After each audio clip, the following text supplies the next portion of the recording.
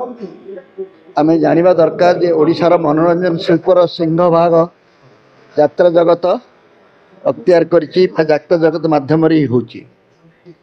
तेणु आमर मनोरंजन शिल्पटी जी समृद्ध हवा कथा अन्य विभाग गुड़िक से समृद्ध नुहे। आम सिनेमा हो बा अन्य जो वर्ग अच्छी से दृष्टि यात्रा कलाकार मानक स्वाभाविक भाव में आम दर्शक बंधु माने अधिक गुरुत्व दियंती एवं सेमानकर दाम मध्य अधिक किंतु सेमाने जेभली कष्ट सही आमको मनोरंजन दौरान से अनुपात हुए तो आम तांको सम्मान दे पारुना।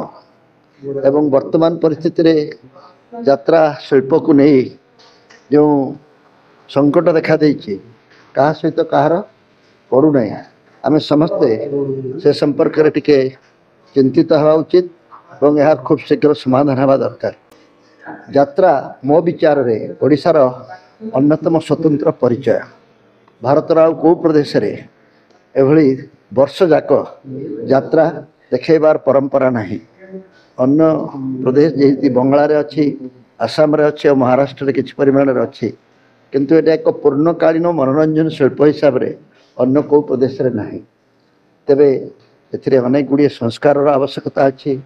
राति निद्रा रही देखा आउ संभव नुहे। यात्रा को जो माने वर्तमान विभिन्न उपाय ताको मनोरंजन को आहरी अधिक जहाँ कहती लाभजनक करने यात्रार जहाँ विषय वस्तु उपरे आमर कौन नियंत्रण नहीं। आमे अस्मिता कथा कहूँ किंतु आम यात्रा को देखिले ओडिशा को बा ओडिया यात्रा जगत को कहीं विषय दृष्टि पसंद करेंगे ना। से आमर ब्रेक डांसर अश्लीलता हो कि नाटकर विषय वस्तु हो से मोर व्यक्तिगत मत यात्रा रे संस्कार आसवा दरकार। सरकार यात्रा जगत को सुविधा सुजोग जोगे दे तांको अधिक जहाँ को कहती समृद्ध करने दरकार। एवं कमिटी मालिक एवं कलाकार ये तीन जन त्रिवेणी संगम हेले जाए यात्रा जगतर उद्धार हो पारे।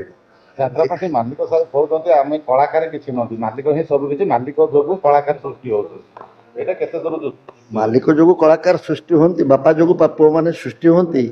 तेणु बापा जदि कह मो पु कि नुहे मु सब कि से भाया कथा पुअर कृतित्व बापा गर्व अनुभव करू किंतु मो पु कि नुहे मु सब कि जन्म देती तू ताको जन्म देचु बोली तू कौन सब किसी करू एभली गोटे मानसिकता जो तो आम समस्त नष्ट हो। तेणु मु भावुची यात्रा जगत की ओडिशार गोटे नियारा मनोरंजन अनुष्ठान सेटा को आम बंचे रखा दरकार।